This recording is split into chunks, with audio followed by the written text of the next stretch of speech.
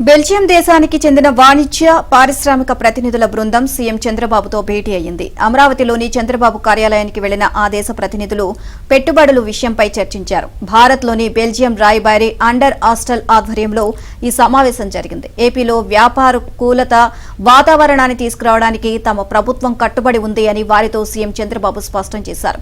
దేశీయంగా విదేశాల నుంచి రాష్ట్రంలో పెట్టుబడులు పెట్టడాన్ని తాము స్వాగతిస్తున్నామని చంద్రబాబు స్పష్టం చేశారు. ఈ సందర్భంగా బెల్జియం రాయబారి అసల్ట్ను చంద్రబాబు శాలువాతో సత్కరించారు. ఈ భేటీకి సంబంధించిన ఫోటోలను సీఎం ఎక్స్ లో పోస్ట్ చేశారు.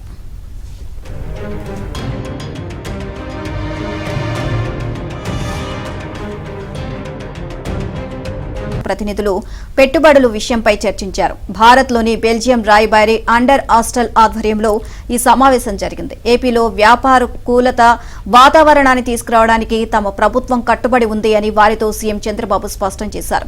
దేశీయంగా విదేశాల నుంచి రాష్ట్రంలో పెట్టుబడులు పెట్టడాన్ని తాము స్వాగతిస్తున్నామని చంద్రబాబు స్పష్టం చేశారు. ఈ సందర్భంగా బెల్జియం రాయబారి అసల్ట్ను చంద్రబాబు శాలువాతో సత్కరించారు. ఈ భేటీకి సంబంధించిన ఫోటోలను సీఎం ఎక్స్ లో పోస్ట్ చేశారు.